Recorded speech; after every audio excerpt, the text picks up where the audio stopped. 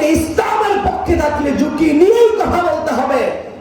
ইসলামের পক্ষে যারা তারা প্রত্যেকটা এক একজন মুজাহিদ চিল্লায় বলেন ঠিক কিনা? ইসলামের বিপক্ষে যারা তারা সবাই জঙ্গি চিল্লায় বলেন ঠিক কিনা? কারণ মুসা আলাইহিস সালাতু ওয়াস সালাম ছিলেন সবচেয়ে বড় মুজাহিদ, তার জামানার সবচেয়ে বড় জঙ্গিটার নাম কি? ফেরাউন। ইব্রাহিম আলাইহিস সালাতু ওয়াস সালাম ছিলেন মুজাহিদ, তার সময়কার জঙ্গিটার নাম কি?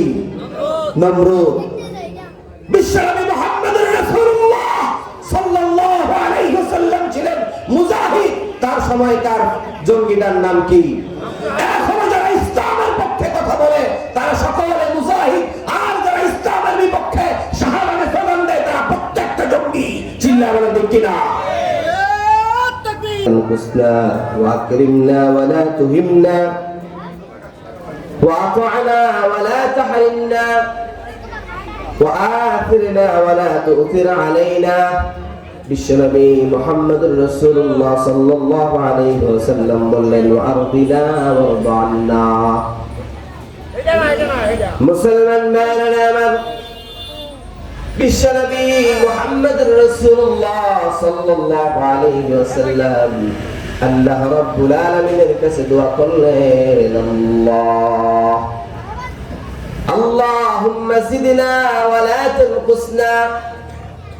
আল্লাহ আপনি আমাদেরকে বৃদ্ধি করে দেন, কমিয়ে দিয়েন না। ওয়া আকরিমনা ওয়া লা তুহিমনা। আল্লাহ আপনি আমাদেরকে সম্মানিত করুন, আপনি আমাদেরকে লাঞ্ছিত করিয়েন না। এরপর বিশ্বনবী বললেন ওয়াতা'না ওয়া লা তাহরিমনা। আল্লাহ আপনি আমাদেরকে দান করুন, আমাদেরকে বঞ্চিত করিয়েন না। এরপর আল্লাহ বললেন, বিশ্বনবী বললেন ওয়াআথিরনা ওয়া লা তু'থির আলাইনা। হে আল্লাহ, গোটা জগতে আপনি যত নবী পাঠিয়েছেন, যত উম্মত পাঠিয়েছেন, তাদেরকে আপনি সবচেয়ে বেশি উম্মতে মুহাম্মাদীকে আপনি মর্যাদা দান করেন। সুবহানাল্লাহ। এরপর বিশ্বনবী বললেন ওয়ারদিনা ওয়ারদানা। আপনি আমাদের উপর রাজি খুশি হয়ে যান এবং আমাদেরকে আপনার উপর রাজি খুশি বানায় নেন। সুবহানাল্লাহ। দোয়া করলেন কে? বিশ্বনবী। দোয়া করলে সেই দোয়া কবুল হয় কি হয় না? বিশ্বনবী দোয়া করলেন। এরপর বিশ্বনবী বললেন, আল্লাহ তাআলা এই মুহূর্তে কোরআনুল কারীমের সূরা মুমিনের 1 থেকে 10 নম্বর আয়াত আল্লাহ নাযিল করেছেন। এই 1 থেকে 10 নম্বর আয়াতের মধ্যে আল্লাহ তাআলা মুমিনদের জন্য 7টা গুণাবলীর কথা বলেছেন। কয়টা? 7টা গুণাবলীর কথা বলেছেন। বিশ্বনবী বলেন, এই গুণগুলো যদি কোনো মুমিনের মধ্যে থাকে, পিতা মারা গেলে সন্তান যেমন তার সম্পত্তির অটোমেটিক ওয়ারিসদার হয়ে যায়, এই গুণগুলো যদি কোনো মুমিনের মধ্যে থাকে, সে মরতে দেরি হবে, জান্নাতুল ফিরদাউসের মালিক হতে দেরি হবে না। মুসলমান ভাইরা আমার, আল্লাহ রাব্বুল আলামিন পবিত্র কোরআনুল কারীমে এই সূরাটা মুমিনদেরকে সুসংবাদ দিয়ে শুরু করলেন। আল্লাহ রাব্বুল আলামিন বললেন ক্বাদ আফলাহাল মুমিনুন। আল্লাহু আকবার। আল্লাহ রাব্বুল আলামিন বললেন ক্বাদ আফলাহাল মুমিনুন। উলামায়ে কেরাম বুঝবেন, আল্লাহ তাআলা বলেন নাই মুমিনরা সফল হবে। আল্লাহ এখানে ইস্তিকবালের সিগা ব্যবহার করেন নাই, আল্লাহ এখানে মাজি তথা অতীতকালের শব্দ ব্যবহার করেছেন। আর অতীতকালের শব্দের পূর্বে যদি কদ শব্দকে আল্লাহ তাআলা ব্যবহার করেন, তাহলে নিশ্চিত শব্দের মানা দেয়, অর্থ দেয়। আমরা এই আয়াত থেকে স্পষ্ট বোঝা যায় আল্লাহ তাআলা বলেছেন সফল হয়েছে তারা, ঈমান এনেছে যারা। সুবহানাল্লাহ। বলতে হবে সফল হয়েছে কারা? জোরে বলেন, সফল হয়েছে কারা?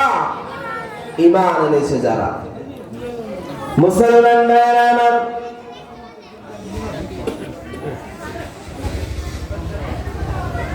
আল্লাহ রাব্বুল আলামিন এই সূরার মধ্যে মুমিনদের জন্য সুসংবাদ দিলেন।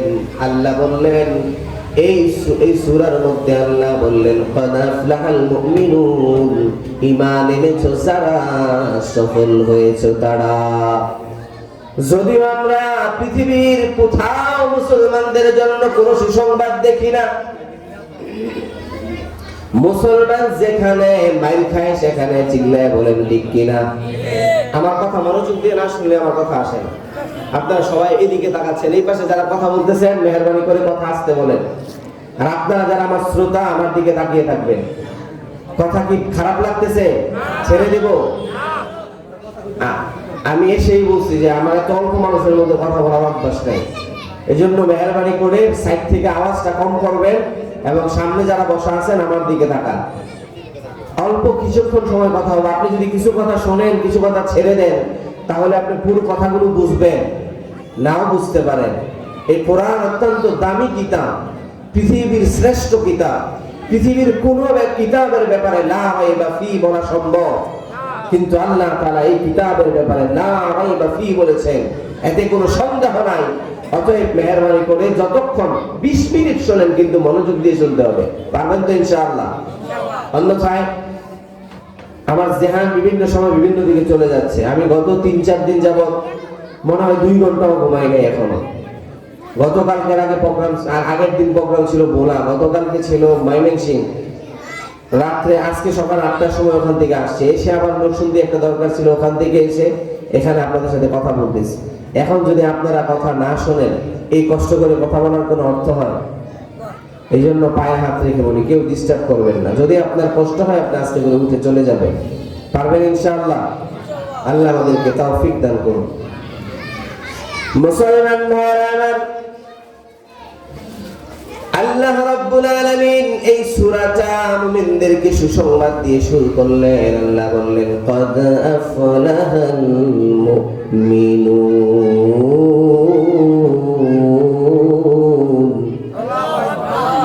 আল্লাহ রাব্বুল আলামিন বললেন ঈমান এনেছে যারা সফল হয়েছে তারা। যদিও বর্তমানে পৃথিবীর কোথাও মুমিনদের জন্য কোনো সুসংবাদ নাই, শুধু বর্তমানে নয়, এই সূরাটা আল্লাহ যখন নাজিল করেন ওই সময় আল্লাহ তাআলা এই সূরাটা মক্কায় নাজিল করেছেন। কথাগুলো বুঝে থাকলে বলুন, বিশ্বনবী প্রেসিডেন্ট হয়েছে মক্কায় না মদিনায়?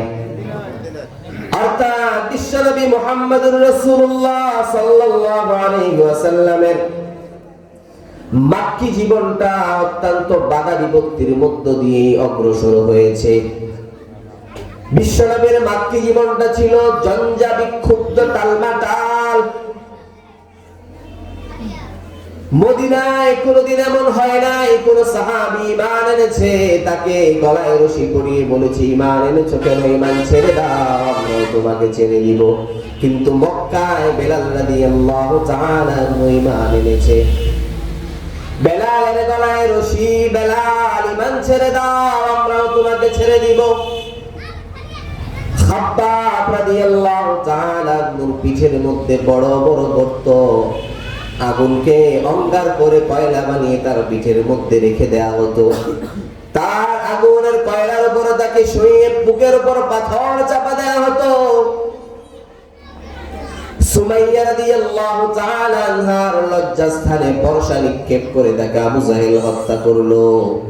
আম্মার বিন ইয়াসির রাদিয়াল্লাহু তাআলা আনহুর গোটা পরিবারকে ঈমান আনার কারণে মক্কার বিভিন্ন অলিতে গলিতে তাদেরকে নির্যাতন আর নিপীড়ন করা হতো। আর ওই সময় আমার আল্লাহ বলেন ক্বাদ আফলাহাল মুমিনুন। বেলাল, টেনশনের কারণ নাই, তুমি সফল হয়েছো, কিন্তু আমরা তো দেখি ব্যর্থ, মাইর খায়, ঠিক কি না? খাব্বাব রাদিয়াল্লাহু তাআলা আনহুর পিঠে বড় বড় গর্ত, এটা কি সফলতা না ব্যর্থতা? সফলতা। সুমাইয়া রাদিয়াল্লাহু তাআলা আনহাকে বর্ষা দ্বারা নিক্ষেপ করা হয়েছে। আম্মার বিন ইয়াসির রাদিয়াল্লাহু তাআলা আনহুকে বিভিন্ন সময়ে বিভিন্ন ভাবে উত্তপ্ত বালির উপর শুইয়ে দেয়া হতো। এত নির্যাতন আর নিপীড়নের পর আল্লাহ বললেন ক্বাদ আফলাহাল মুমিনুন। মুসলমান ভাইরা আমার, কোরআন কোন জমানার জন্য খাস নয়। কোরআন চিরঞ্জীব আল্লাহ তাআলা যেমন চিরঞ্জীব, কোরআন এখনো আছে। আল্লাহ তাআলা যেদিন কিয়ামত সংগঠিত করে দিবেন সেই দিনও এই কথাগুলো বলবৎ থাকবে কি থাকবে না? অর্থাৎ কিয়ামতের পর কোরআন সার্বজনীন। কোরআন নির্দিষ্ট কোন সময়ের জন্য খাস নয়, কোরআন হলো সার্বজনীন। অর্থাৎ আল্লাহ ওই সময় বলেছেন যে সফল হয়েছে তারা, ঈমান এনেছো মুসলমান ভাইরা আমার। বর্তমানে পৃথিবীর কোথাও মুসলমানদের জন্য কোনো সুসংবাদ নাই।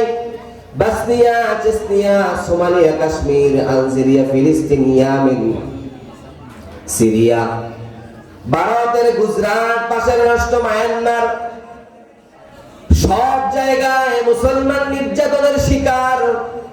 তারপর আল্লাহ বললেন ক্বাদ আফলাহাল মুমিনুন। তাহলে সফলতা কোথায়? মার খাওয়ার নাম সফলতা নাকি? আমরা জানি আমেরিকা ইরাকের মধ্যে আক্রমণ করেছে পরমাণু অস্ত্রের সোতা ধরে, কিন্তু পরমাণু অস্ত্র কয়টা পাইছে? মুসলমানদেরকে এত লক্ষ কোটি মুসলমানদেরকে মারলো, ওই বুশ তো এখনো জীবিত আছে। বুশের বিচার হওয়ার দরকার আছে না নাই? কিন্তু বুশের বিচার করলো কে? বুশ তো কোনোদিন সরিও বলে নাই। জাতিসংঘ, ইউনাইটেড নেশন, অমুক তমুক বিভিন্ন প্রকারের সংগঠন, কেউ মুসলমানদের পক্ষে কোনোদিন একটা কথা বলে নাই। মুসলমান দিকে দিকে মার খাচ্ছে, নির্যাতনের জুলুমের শিকার হচ্ছে।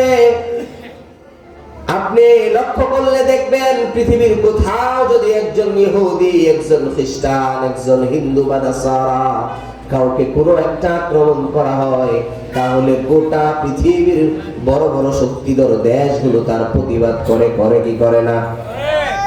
কিন্তু মুসলমান সব জায়গায় মের খায়। আফগানিস্তানকে যুদ্ধের নামে ধ্বংস করে দিল, তাদের নারীদের সম্ভ্রম নষ্ট করলো। তারপরেও কোনদিন কোন নেশন মুসলমানদের পক্ষে একটা বিবৃতি পর্যন্ত দেয় নাই। চিল্লায় বলেন ঠিক কিনা? তাহলে মুসলমান ভাইরা আমার, বোঝা গেল মুসলমান মানলে বিচার লাগে, মুসলমান না মানলে বিচার নাই, বিচার লাগে না। ভারতের গুজরাটে গুজরা রেল স্টেশনে যখন ভারতের কসাই মোদি গুজরাটের মুখ্যমন্ত্রী ছিল, সে 2000 মানুষকে কেরোসিন ঢেলে ঢেলে হত্যা করেছে।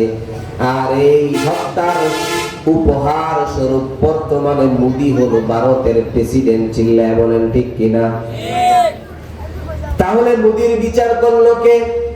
গৌতম বুদ্ধের মহাবাণী, জীব হত্যা মহাপাপ, এই কথাটা শুনেছেন? কিন্তু আমাদের পাশের রাষ্ট্র মায়ানমার লক্ষ লক্ষ মুসলমানকে মারলো, কচু কাটা করলো। মুসলমান মারলো, কচু কাটা করলো। 13 লক্ষ মুসলমান উদ্বস্তুর মতো বাংলাদেশে আসলো।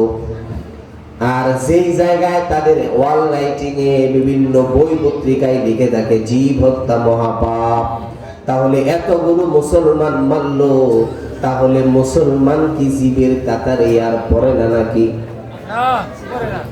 মুসলমান ভাইরা আমার, বিষয়গুলো গভীর মনোযোগ দিয়ে বুঝতে হবে। পৃথিবীর যেদিকেই তাকাই সব জায়গায় শুধু লক্ষ্য করলাম মুসলমান নির্যাতনের নিপীড়নের শিকার। তারপরও আমার আল্লাহ বললেন ক্বাদ আফলাহাল মুমিনুন।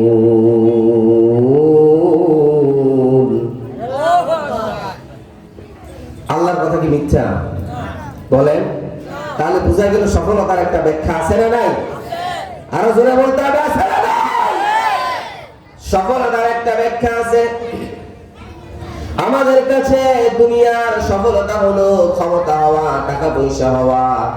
আমাদের গ্রামের কোনো মানুষ যদি একটা সময় কষ্ট করে চলে, একজন মা অপরের বাড়ি কাজ করে সন্তানকে কষ্ট করে লালন পালন করিয়ে পড়ালেখা করিয়ে ডাক্তার বানালো, ছেলে বড় ডাক্তার হয়েছে, এমবিবিএস ডাক্তার, বিসিএস ক্যাডার, বড় চাকরি পেয়েছে। এখন আর পুরান জামা গায়ে দিতে হয় না, বাড়িতে দুতলা বিল্ডিং করেছে, ভালো ভালো বাজার করে, ভালো ভালো খায়, ভালো ভালো পরে। এখন এলাকার লোকজন তার দিকে তাকায়া বলে, এতদিনে আল্লাহ তার দিকে মুখ তুলে তাকাইছে। আছে না না? মুসলমান ভাইরা আমার, এটা কি সফলতা নাকি?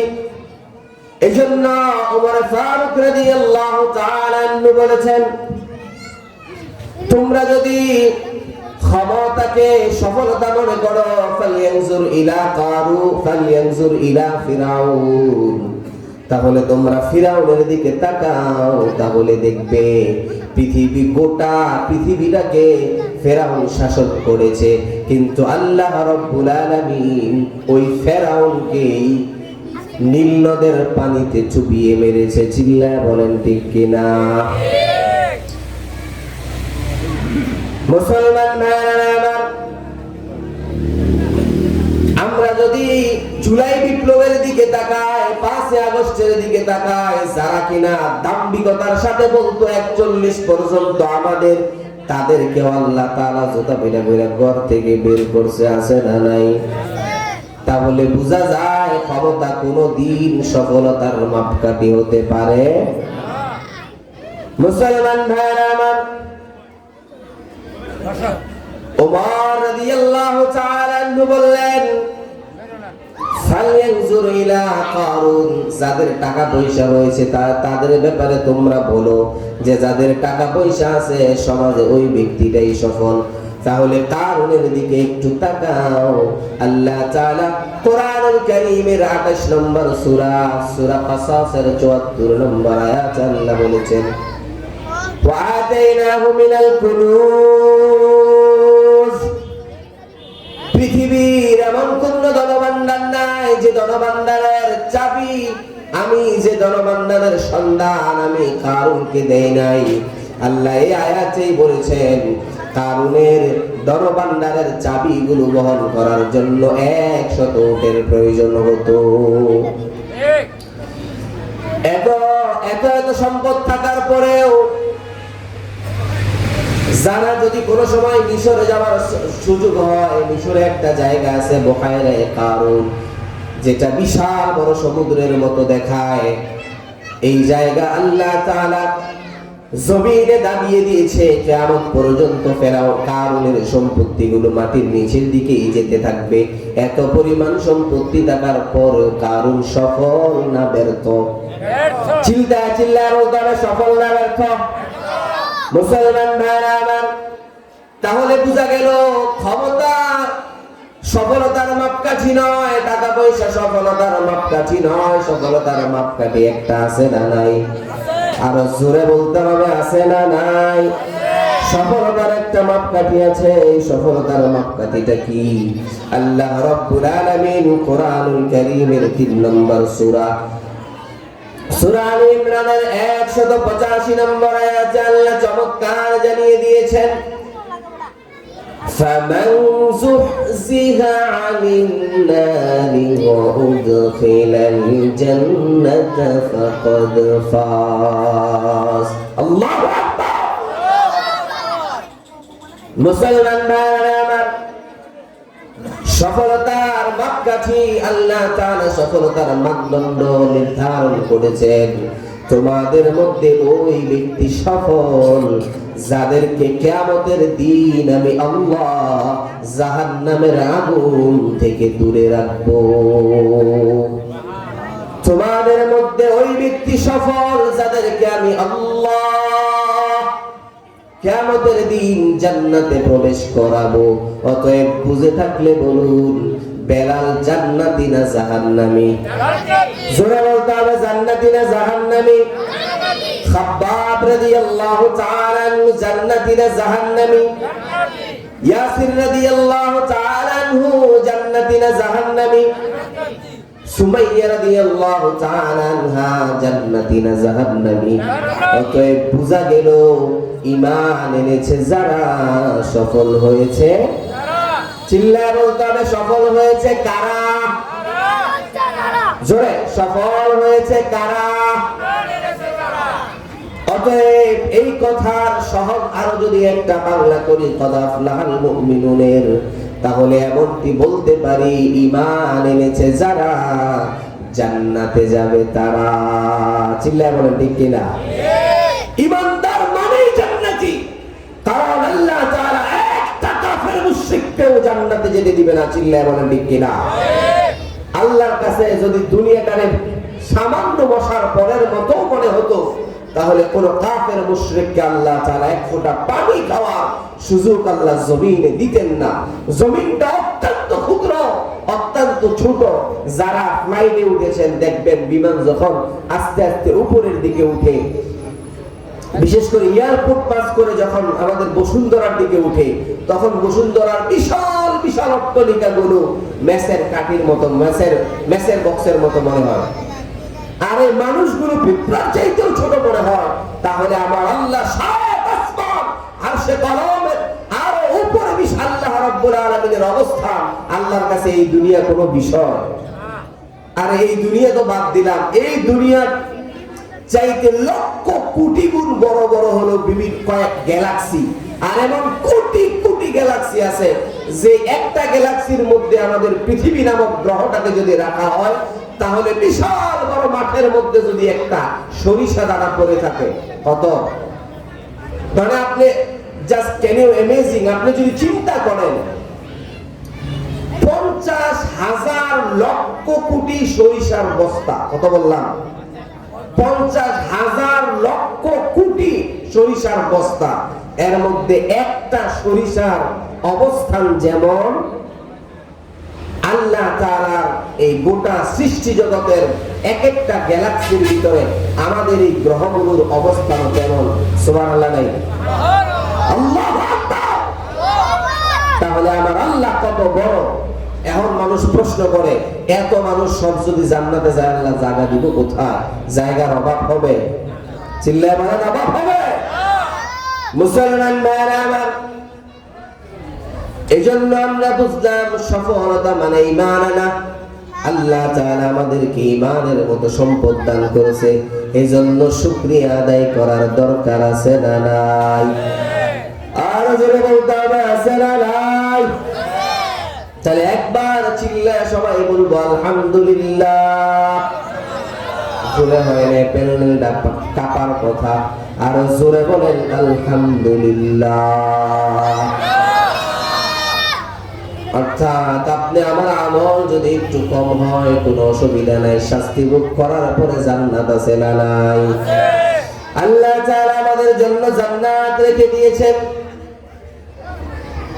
মুসলমান ভাইরা আমার,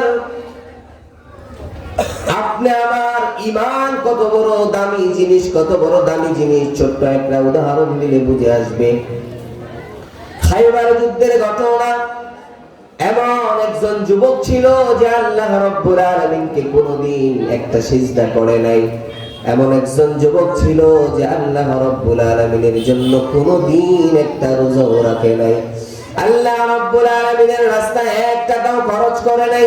শুধু ঈমান আনার কারণে মৃত্যুবরণ করতে দেরি হয়েছে, আল্লাহ তাকে জান্নাতে দিতে দেরি হয় না। মুসলমান ভাইরা আমার,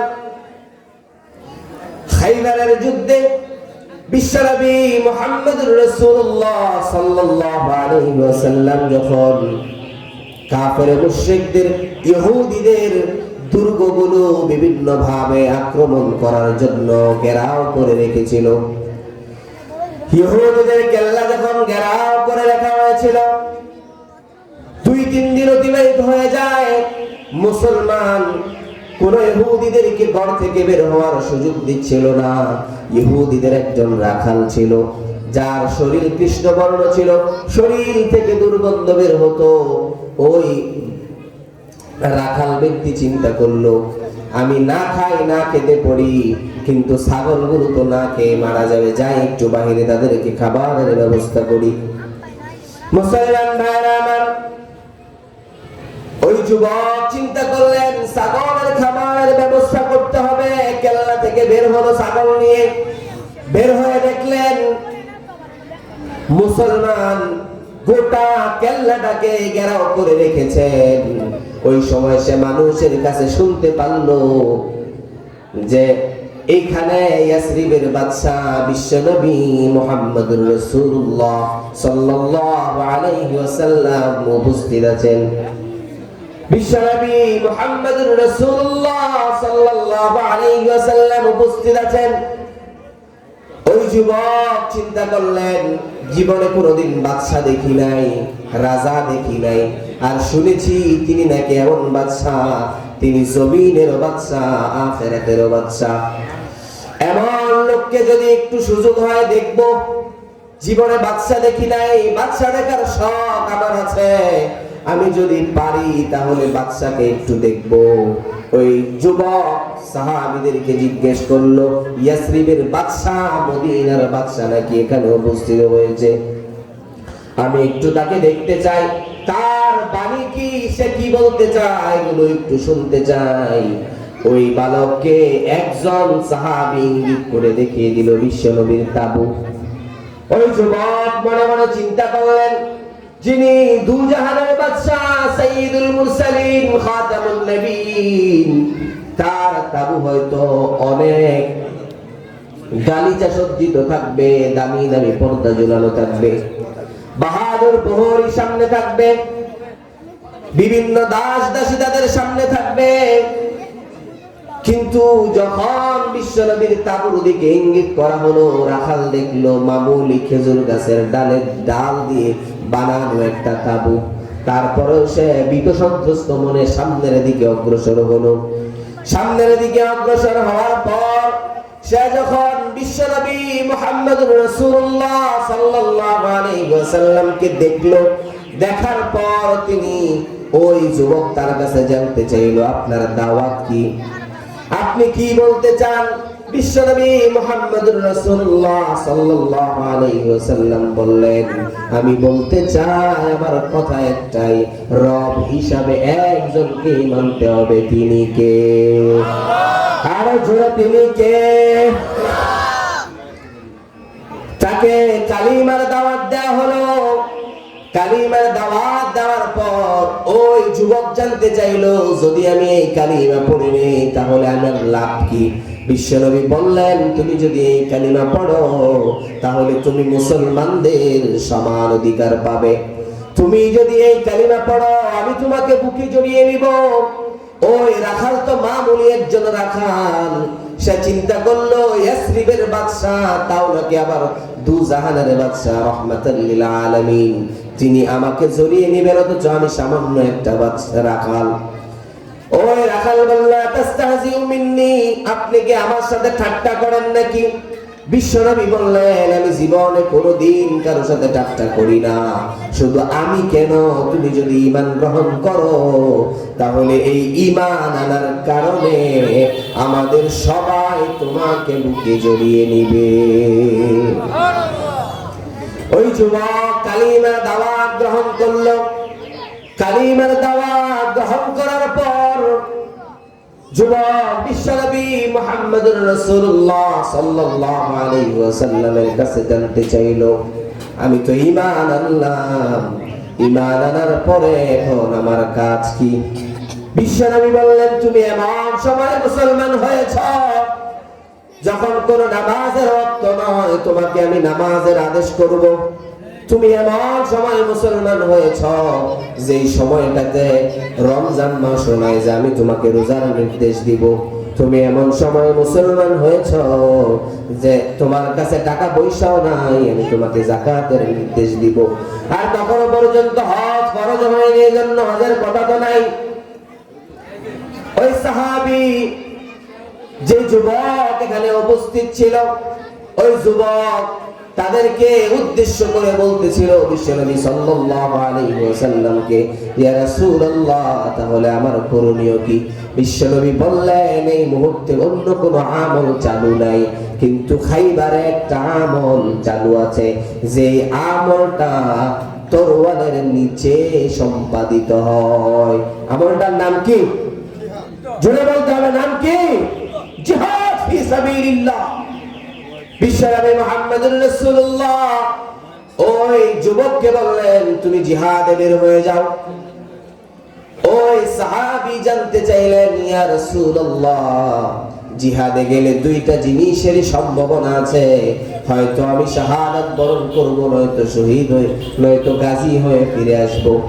যদি আমি গাজী হয়ে ফিরে আসি তাহলে জানলাম আপনি আমাকে সমান অধিকার দিবেন, আমাকে বুকে জড়িয়ে নেবেন। তাহলে আপনার কাছে প্রশ্ন হলো, যদি আমি মৃত্যুবরণ করি, শাহাদাতের সুধা পান করে নেই, তাহলে আমার জন্য ফয়সালা কি হবে? বিশ্বনবী বললেন, তুমি তো বলেছ তুমি কৃষ্ণকায়, তোমার শরীর কুৎসিত, তুমি যদি শাহাদাত বরণ করো আল্লাহ তাআলা তোমার শরীরকে নূরময় করে দিবেন, তোমার শরীর থেকে দুর্গন্ধ বের হয়, তোমার শরীর থেকে আল্লাহ তাআলা মিশকে আম্বরের ঘ্রাণ বের করে দিবেন, তোমার এরপর তুমি মৃত্যুবরণ করতে দেরি হবে, জান্নাতে যেতে দেরি হবে। বিশ্বনবী সাল্লাল্লাহু আলাইহি ওয়াসাল্লামের এই কথা শোনার পর যুবক সাথে সাথে তরবারি নিয়ে যুদ্ধে ঝাঁপিয়ে পড়লো। তার আগে বুঝার বিষয় হলো, ওই যুবক কিন্তু কিছু ছাগল নিয়ে বের হয়েছিল, মনে আছে? ইসলাম কত সুন্দর জীবন ব্যবস্থা, ইসলাম কত চমৎকার জীবন ব্যবস্থা। বিশ্বনবী চাইলে শত্রুপক্ষের ছাগলগুলো রেখে দিতে পারতেন, কিন্তু বিশ্বনবী তাকে শিখালেন আমানতদারিতা। বিশ্বনবী বললেন, দেখো দেখো, তুমি যে ছাগলগুলো নিয়ে এসেছো, এই ছাগলগুলো তোমার নয়, এই ছাগলগুলো মালিকের কাছে পৌঁছে দাও। সুবহানাল্লাহ। বিশ্বনবী যুদ্ধের ময়দানে ছাগলগুলো কেল্লার ভিতরে পৌঁছে দিতে নির্দেশ দিলেন। কিন্তু আমাদের সমাজে এখন এক শ্রেণী আছে না নাই, যাদের কাছে চাইল আসলে সাধারণ মানুষ চাউল পায় না, আছে না নাই? গম আসলে গম পায় না, তেল আসলে তেল পায় না, এমন মানুষ আছে না নাই? মুসলমান ভাইরা আমার, ইসলাম আমাদেরকে সুন্দর সুন্দর নিদর্শনগুলো রেখে দিয়েছেন আমাদেরকে শিখানোর জন্য। এই বিষয়গুলো থেকে শিক্ষা নিতে হবে। যাই হোক, যেই কথা বলতেছিলাম, যুবক তলোয়ার নিয়ে যুদ্ধের ময়দানে নেমে পড়লেন। যুদ্ধ করতে করতে এক সময় সে শহীদ হয়ে গেল। বিশ্বনবীর চিরাচরিত নিয়ম ছিল, বিশ্বনবী সব সময় যুদ্ধের পর গনিমতের মাল এবং আহত যুদ্ধাহত সাহাবীদেরকে দেখতে যেতেন। বিশ্বনবী সাল্লাল্লাহু আলাইহি ওয়াসাল্লাম দেখলেন একটা জায়গায় সাহাবীদের জটলা। সাহাবায়ে কেরাম বিশ্বনবীকে দেখে সকলে জায়গা দিলেন এবং বলতে লাগলেন, ইয়া রাসূলুল্লাহ, এই জায়গায় একটা লাশ পড়ে আছে, তার শরীর থেকে মিশকে আম্বরের ঘ্রাণ বের হইতেছে। সুবহানাল্লাহ। বিশ্বনবীকে বললেন, ইয়া রাসূলুল্লাহ, জানি না এই যুবকের লাশ মুসলমান নাকি অন্য কিছু, ইহুদি খ্রিস্টান নাকি, সেটাও জানি না। বিশ্বনবী দৌড়ে গেলেন, গিয়ে দেখলেন এটা আর কেউ নয়, ওই আসওয়াদ গালিবী রাখালের লাশ। বিশ্বনবী চোখের পানি ছেড়ে দিয়ে বললেন, এটা একটা বিস্ময়কর বালক, যে জীবনে কোনোদিন আল্লাহকে একটা সিজদা দেয় নাই, জীবনে কোনোদিন আল্লাহ রাব্বুল আলামিনকে আল্লাহ রাব্বুল আলামিনের রাস্তায় 1 টাকাও দান করে নাই, জীবনে কোনোদিন একটা রোজাও রাখে নাই, কিন্তু তারপরেও আমি দেখছি এই যুবক সরাসরি জান্নাতুল ফেরদাউসে পৌঁছে গিয়েছে। সুবহানাল্লাহ। মুসলমান ভাইরা আমার, এই ঘটনা থেকে আমাদের জন্য শিক্ষা হলো, ঈমান কত বড় নিয়ামত, কত বড় নিয়ামত। ঈমান এনেছে যারা সফল হয়েছে, জোরে বলতে হবে সফল হয়েছে কারা, আরো জোরে বলতে হবে সফল হয়েছে কারা। ঈমান এনেছে যারা সফল হয়েছে তারা। এজন্য আল্লাহ রাব্বুল আলামিন কোরআনুল কারীমের 23 নম্বর সূরা সূরা মুমিনের প্রথম আয়াতে আল্লাহ মুমিনদেরকে সুসংবাদ দিলেন, قد أفلح المؤمنون। আল্লাহু আকবার। এরপর মুসলমান ভাইরা আমার, দ্বিতীয় আয়াতে আল্লাহ রাব্বুল আলামিন বললেন, الذين هم في صلاتهم خاشعون।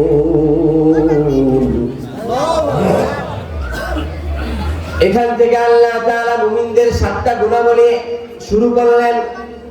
1 নাম্বার গুণাবলী হলো সফল হয়েছে তারা। এক নাম্বার আল্লাহ তাআলা মুমিনদেরকে সুসংবাদ দিলেন, দ্বিতীয় নম্বরে আল্লাহ তাআলা সুসংবাদের পর মুমিনদের কি কি গুণাবলী থাকবে এটা আল্লাহ বলতেছিলেন। এজন্য আল্লাহ রাব্বুল আলামিন বললেন, আল্লাযীনা হুম ফি সালাতিহিম খাশিউন।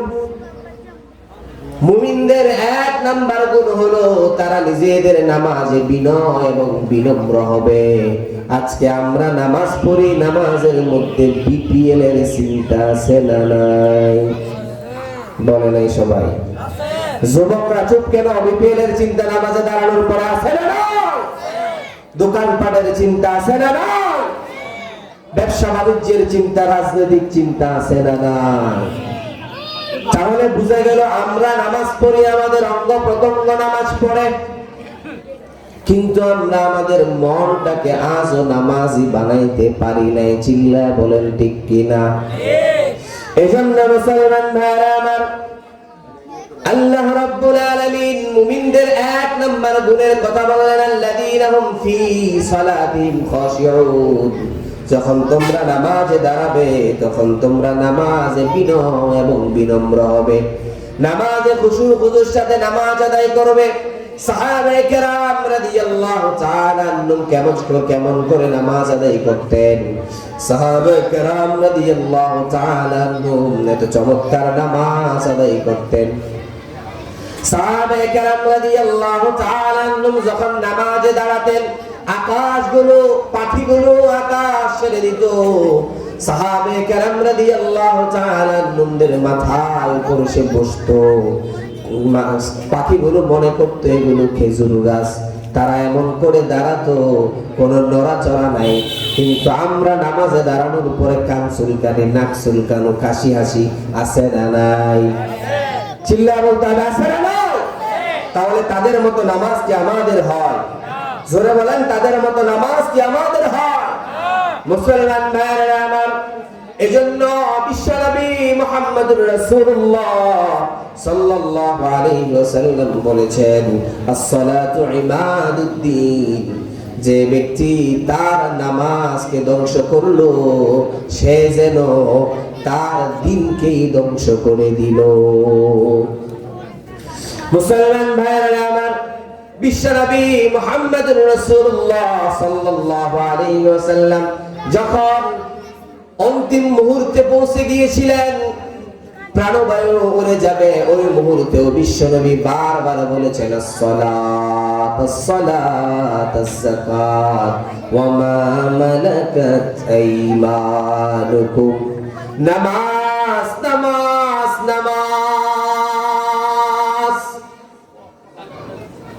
যাকাত, তোমরা নামাজের প্রতি লক্ষ্য রেখো, যাকাতের প্রতি যত্নবান থেকো, তোমরা তোমাদের দাস দাসীদের ব্যাপারেও লক্ষ্য রেখো। বলেছেন কে? মুহাম্মদুর রাসূলুল্লাহ বলেছেন, নামাজ আদায় করো, যাকাত দাও এবং অধীনস্থদের ব্যাপারে সতর্ক থাকো। মুসলমান ভাইরা আমার, বিশ্বনবীর অন্তিম মুহূর্তে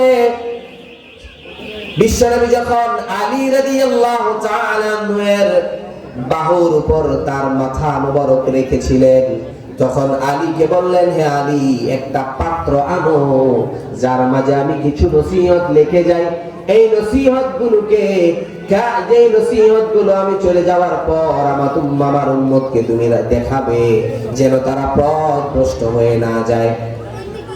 আলী রাদিয়াল্লাহু তাআলা আনহু বললেন, ইয়া রাসূলুল্লাহ, আমি যদি চলে যাই আমার আশঙ্কা হয় আপনার না জানি প্রাণ বায়ু উড়ে যায়। অর্থাৎ আপনি আমাকে বলুন, আমি সব কিছু মুখস্থ করে রাখছি, আপনি সব কিছু নোট করে রাখবো, পরবর্তীতে উম্মতদেরকে জানিয়ে দিব।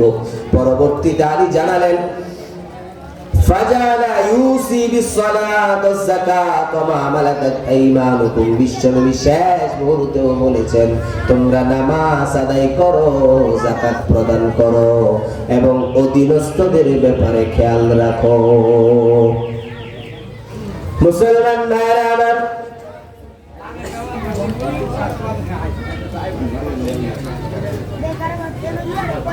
মুসলমান ভাইরা আমার, এজন্য বিশ্বনবী সাল্লাল্লাহু আলাইহি ওয়াসাল্লাম সবচাইতে বেশি গুরুত্ব দিয়েছেন নামাজের ব্যাপারে। আমাদেরকেও নামাজের গুরুত্ব দেওয়ার দরকার আছে না নাই? আরো জোরে বলতে হবে, আছে না নাই? নামাজের গুরুত্বের কথা বলতেছে, নামাজ পড়লে গুরুত্ব দিন নাকি? কি বলেন আপনারা? নামাজ তো পড়ি না, গুরুত্ব দিব কি? পড়লে না গুরুত্ব দিতে পারতাম। মুসলমান ভাইরা আমার, কোন সময় নামাজ ছাড়া যাবে না। আল্লাহ রাব্বুল আলামিন যুদ্ধের ময়দানেও নামাজ ছাড়ার অনুমতি দেয় নাই, তবে কিছুটা বিলম্ব করার অনুমতি আছে। একদল নামাজ পড়বে, আরেক দল পাহারায় দাঁড়াবে, তারপরও নামাজ ছাড়া যাবে, নামাজ ছাড়া যাবে না। বিশ্বনবী মুহাম্মদুর রাসূলুল্লাহ সাল্লাল্লাহু আলাইহি ওয়াসাল্লাম বলেছেন, মান নামা আন সালাতিন আও নাসিহা ফালইউসাল্লিহা ইযা যাকারাহা। যখন তোমাদের মধ্যে কোনো ব্যক্তি এমন হয় যে নামাজের কথা ভুলে যায় বা ঘুম থেকে জাগ্রত হতে পারে নাই, ওই ব্যক্তির জন্য ওই সময় চলে যাওয়ার পর ফালইউসাল্লিহা ইযা যাকারাহা, যখন তার নামাজের কথা স্মরণ হয়, ওইটাই তার জন্য নামাজের ওয়াক্ত। সে যখন উঠবে সাথে সাথে যেন নামাজ আদায় করে নেয়। তাহলে নামাজ ছাড়ার কোনো সুযোগ আছে? নামাজ ছাড়া যাবে না। আমাদের মধ্যে অনেকে আছে গভীর রাত পর্যন্ত মোবাইল টিপে, রাতের ঘুম হয় না, সকাল ফজরের আগ মুহূর্তে মোবাইলও পড়ে যায়, আমিও পড়ে যাই, ঘুমিয়ে যাই, ফজরের কথার স্মরণ থাকে না। এমন মানুষ আছে না? না। তো বিশ্বনবী সাল্লাল্লাহু আলাইহি ওয়াসাল্লাম বলেছেন, মান নামা আন সালাতিন আও নাসিহা, তোমাদের মধ্যে কেউ যদি নামাজ ছুটে যায় বা নামাজের কথা ভুলে যাও, নামাজের সময় ঘুমে থাকো, ফালইউসাল্লিহা ইযা যাকারাহা, তার পরবর্তীতে তোমার যদি নামাজের কথা স্মরণ হয়, তাহলে তুমি কি করে নাও? নামাজ আদায় করে নাও। নামাজ আদায় করবো তো ইনশাআল্লাহ। আল্লাহ তাআলা আমাদেরকে নামাজ আদায় করার তৌফিক দান করুন, প্রত্যেকে বলি আমিন। এটা হলো মুমিনের প্রথম গুণ। আর মুমিনের দ্বিতীয় নাম্বার গুণ হবে, আল্লাহ রাব্বুল আলামিন মুমিনদের দ্বিতীয় নাম্বার গুণ যেই কথা বলেছেন, এই কথাতে আল্লাহ বলেন, ওয়াল্লাযীনা হুম আনিল লাগবি মুরিদুন। মুমিন নামাজ সম্পর্কে আলোচনা করতে গেলে 1 ঘন্টা আলোচনা করা সম্ভব। আমি ওদিকে লম্বা বললাম না, আমার পরে আরো আলোচক আছে, আলোচনা করবে। আপনারা মেহেরবানি করে বসবেন। যে কথা বলতেছিলাম, আল্লাহ রাব্বুল আলামিন কোরআনুল কারীমে মুমিনদের 2 নাম্বার কথা সিফাত এজন্য বললেন, ওয়াল্লাযীনা হুম আনিল লাগবি মুরিদুন। লাগবুন শব্দের অর্থ হলো অনর্থক। মুমিন যা বলবে সব সওয়াবের নিয়তে বলবে। চিল্লায় বলেন ঠিক কিনা? মুমিন যা বলবে সব নেক কথা বলবে। মুমিন যা শুনবে তাতেও সওয়াব আছে না নাই? এখন আপনি যদি শুনলেন গান, বিভিন্ন প্রকারের হিন্দি গান, ইংলিশ গান, বাংলা গান, সওয়াব হবে? এই জন্য আপনাকে ভালো কথা শুনতে হবে, কোরআনুল কারীমের তেলাওয়াত শুনতে হবে। তাহলে আপনার তেলাওয়াত এবং ভালো কথার দ্বারা সওয়াব আছে না নাই? একবার সুবহানাল্লাহ বললে সওয়াব আছে না নাই? কেমন সওয়াব? একবার সুবহানাল্লাহ বললে তামলাউ মা বাইনাস সামাওয়াতি ওয়াল আরদ, আসমান আর জমিনের যে ফাঁকা জায়গা আছে সবগুলোকে নেকি দ্বারা ভরপুর করে দেয় কে? আর যারা বলতে হবে কে? আল্লাহ আমার আপনার সমস্ত ফাঁকা জায়গাগুলো নেকি দ্বারা পরিবর্তন করে দেয়। অতএব মুমিন কখনো অনর্থক কথা বলতে পারে না। কিন্তু সমস্যা হলো, আপনি মুমিন, আপনি অনর্থক কথা বলবেন না, আপনাকে মানুষ জোর করিয়ে অনর্থক কথা বলবে। চিল্লায় বলেন ঠিক কিনা? আপনি সাদা কাপড় পরেছেন, আপনার সাদা কাপড় সাদা রাখতে দিবে না, কালো দাগ লাগিয়ে দিবে। চিল্লায় বলেন ঠিক কিনা? আপনার পায়ে পাড়া দিয়ে যদি কেউ ঝগড়া করতে আসে, আপনি মুমিন হিসাবে আপনি তাকে সালাম দিয়ে দিবেন। চিল্লায় বলেন ঠিক কিনা? আপনার পায়ে মানুষ পায়ে পাড়া দিয়ে ঝগড়া করতে আসবে, আপনি তাকে সালাম দিয়ে বিদায় দিবেন। আপনি সাদা কাপড় পরেছেন, ইসলামের জন্য কথা বলতে হলে ঝুঁকি নিয়েই বলতে হয়। চিল্লায় বলেন ঠিক কিনা? আপনি ইসলামের জন্য কথা বলবেন, আপনাকে তারা মৌলবাদী ট্যাগ দিবে। আপনি ইসলামের পক্ষে কথা বলবেন, আপনাকে তারা জঙ্গিবাদী ট্যাগ দিবে। আপনি ইসলামের পক্ষে কথা বলবেন, আপনাকে তারা রাজাকার ট্যাগ দিবে। কথা বলেন ঠিক কিনা? এজন্য মুসলমান ভাইরা আমার, আপনি ইসলামের পক্ষে পক্ষে থাকলে ঝুঁকি নিয়েই কথা বলতে হবে। ইসলামের পক্ষে যারা তারা প্রত্যেকটা এক একজন মুজাহিদ, চিল্লায় বলেন ঠিক কিনা? ইসলামের বিপক্ষে যারা তারা সবাই জঙ্গি, চিল্লায় বলেন ঠিক কিনা? কারণ মুসা আলাইহিস সালাতু ওয়াস সালাম ছিলেন সবচেয়ে বড় মুজাহিদ, তার জামানার সবচেয়ে বড় জঙ্গিটার নাম কি? ফেরাউন।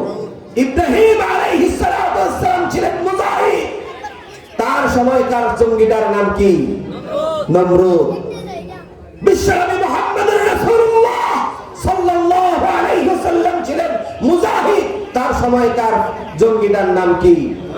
এখনো যারা ইসলামের পক্ষে কথা বলে তারা সকলে মুজাহিদ, আর যারা ইসলামের বিপক্ষে শাহাদাতের প্রমাণ দেয় তারা প্রত্যেকটা জঙ্গি, চিল্লায় বলেন ঠিক কিনা?